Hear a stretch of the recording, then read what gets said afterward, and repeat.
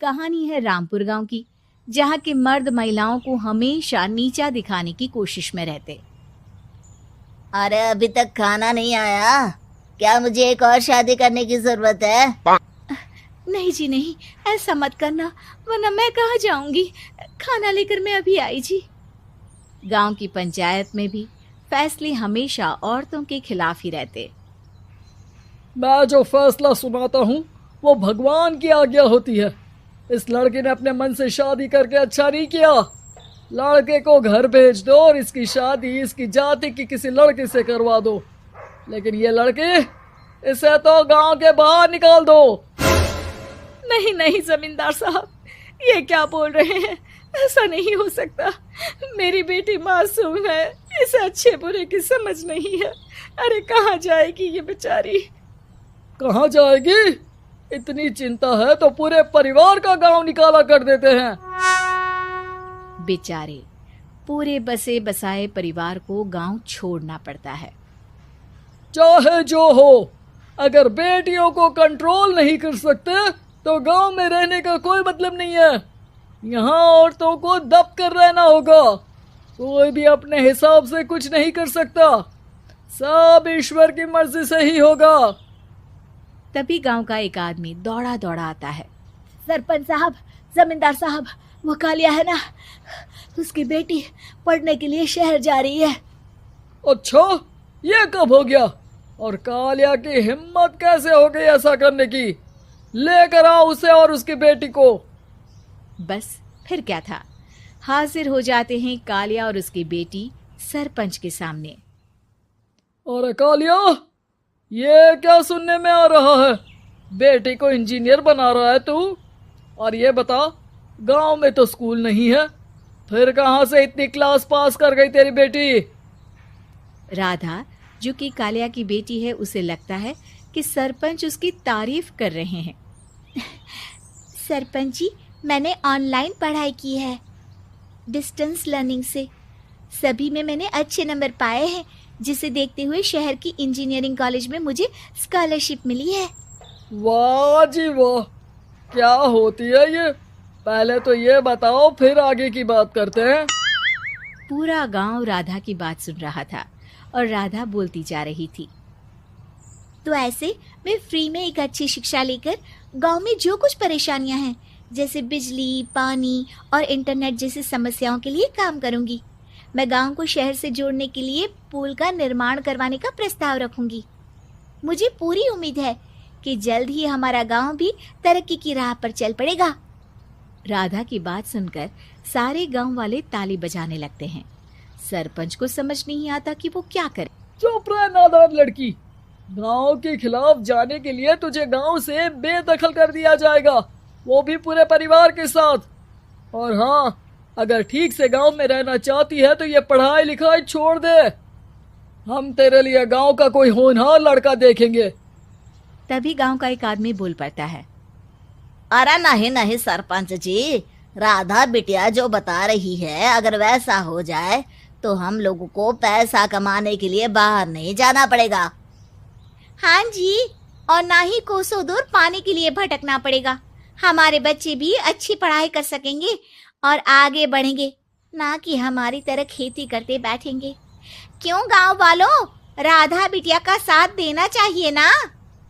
सरपंच देखता है कि गांव राधा के साथ है तो वो चुप हो जाता है। वो घर आकर अपने सलाहकार से बात करता है, जो बहुत ही चालाक किस्म का इंसान होता है। अरे सरपंच साहब, आपको बहुत ही होशियारी से काम लेना पड़ेगा। एक बार गांव तरक्की कर गया, यहाँ के बालक पढ़ लिए तो कोई ना पूछेगा आपको।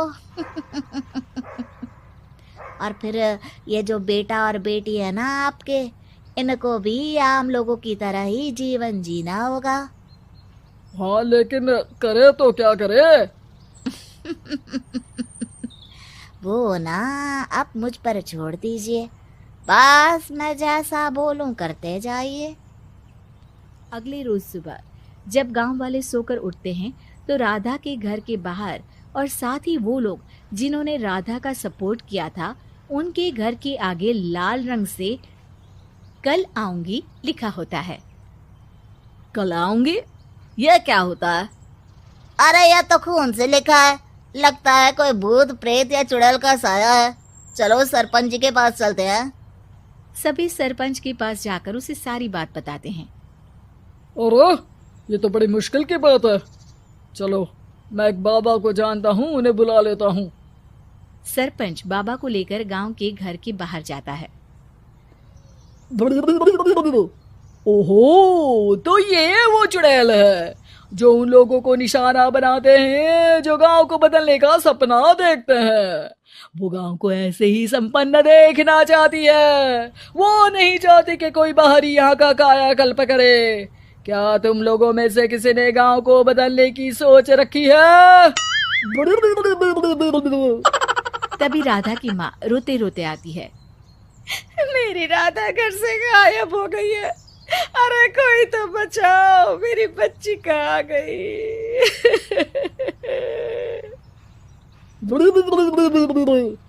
ले गई वो चुड़ैल, तेरी बच्ची को ले गई। अब वो उसे श्रापित करके छोड़ेगी, उस पर चुड़ैल का साया हो जाएगा। तभी बुरी सी हालत में राधा भी वहां आ जाती है। उसके बाल चुड़ैल की तरह फैले होते हैं और कपड़ों में खून लगा होता है। सभी राधा को देखकर डर जाते हैं। माँ, पता नहीं मुझे कौन उठा कर ले गया था। अरे दूर दूर हो जा चुड़ैल, अब हम लोग इस गांव में नहीं रुकेंगे। अरे कैसे बातें कर रहे हैं आप? कल तो आप मेरे भरोसे गांव का हुलिया बदलने, अपने बच्चों को पढ़ाने और तरक्की उन्नति की बात कर रहे थे, तो आज क्या हो गया आपको? ये फिर तुम लोगों को बहकाएगी। ये चुड़ैल गांव में आ चुकी है, ऐसे ही ये तुम्हारे घर के बच्चों को भी ले जाएगी। गांव वाले राधा को गांव से बाहर निकाल देते हैं।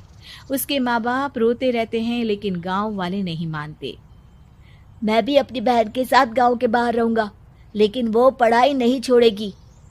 वहीं सरपंच के घर पर सलाहकार कहता है। देखा, सांप भी मर गया और लाठी भी नहीं टूटी। लेकिन अगले ही दिन सरपंच के घर के बाहर भी वही शब्द लिखे होते हैं। और फिर सरपंच की बीवी कहती है, हमारी बेटी को किसी ने अगवा कर लिया है। तभी राधा का भाई वहां आ जाता है। अरे गांव वालों, मैंने सरपंच जी की बेटी को देखा था। वो चुड़ैल उसे उठाकर ले जा रही थी। अरे क्या मजाक कर रहे हो? नहीं नहीं सरपंच जी, आप नहीं जानते। वो चुड़ैल अब आपकी बेटी में आ जाएगी, जैसे राधा के अंदर आ गई थी।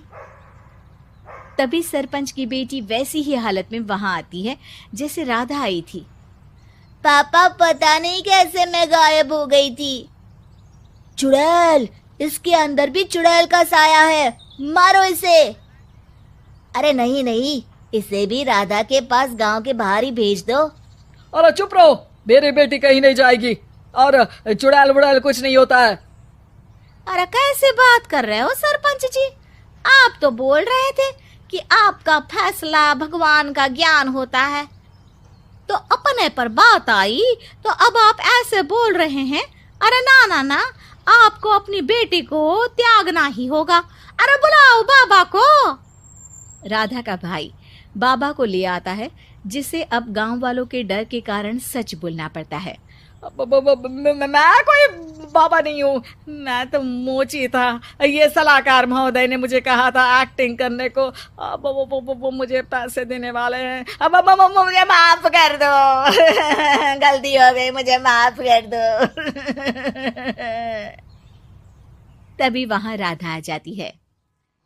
देखा सरपंच जी, जब गांव के बच्चे साक्षर होंगे तो आप जैसे लोगों की चालाकी नहीं चलेगी।